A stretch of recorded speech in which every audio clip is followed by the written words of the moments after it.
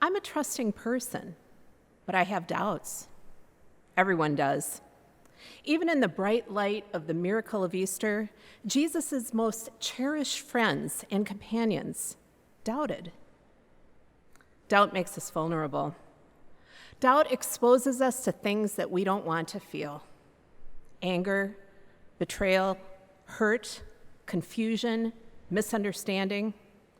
It forces us to consider the idea that maybe we were wrong about something, or perhaps something we believed isn't true. In a world that demands assurance and certainty, living with doubt is tough.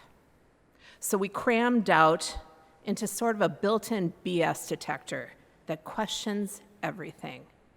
Show me. Prove it. I don't care who publishes it if it gets close to validating what I'm thinking, no matter how ridiculous. Sure, I'll share it.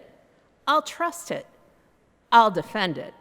And I'll tell anyone who doesn't believe it that they're an idiot. We get defensive when people call us on it and lash out in the most unproductive and hurtful of ways: name-calling, dismissal, divisiveness, blame, threats, hatred.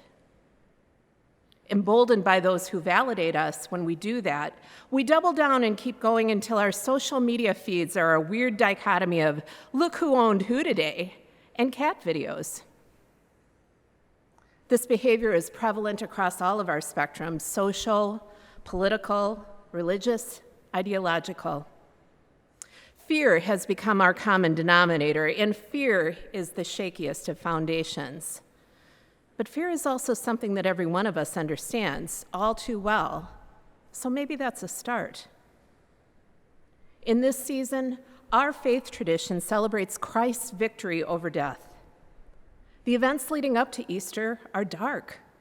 They're full of betrayal and darkness and fear and violence and grief and doubt.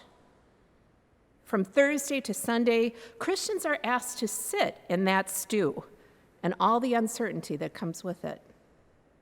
Then, like a breath of fresh air, morning comes, the sun rises, the rock rolls away, and we're left with hope that comforts us when we fear things like death and uncertainty. It's not unlike the relief you feel when you learn your test was negative, or that your mom is going to be okay, or when your kid finally arrives home safely after curfew, or when your friend texts you the kiss emoticon in the middle of a really rough day. Because doubt will continue to plague us. We're smack in the center of a season filled with doubt right now. We're sitting at home, hopefully, with nothing but our thoughts and our anxieties and our bargaining and our reasoning, and we're bumping around like pinballs in a machine trying to find something, anything, that can make some sense of something we can't see or anticipate, but we know has the ability to wreak so much havoc. Unless you're doubting this is a thing at all, and I'm sure there are a few of you, stay with me. As vulnerability goes, I can't remember ever feeling it as acutely as I do right now. All of my numbing agents are out of reach, and I have no opportunity to even attempt to control what is happening around me. I'm afraid for myself, my family, my kids, my colleagues, my community. As trusting as I am, I have doubts, and I have no choice but to sit with that until my friends insist on staying connected in ways that are sometimes ridiculous, but comforting in only ways they can be. Until the first thing our community does is develop a volunteer care network to assess needs and find ways to meet them so no one feels alone. Until healthcare workers, grocers, garbage collectors, public service personnel, and so many others just keep showing up to do the work that make our lives better day after day. Until teachers line up a parade to let students know they're missed and they're loved.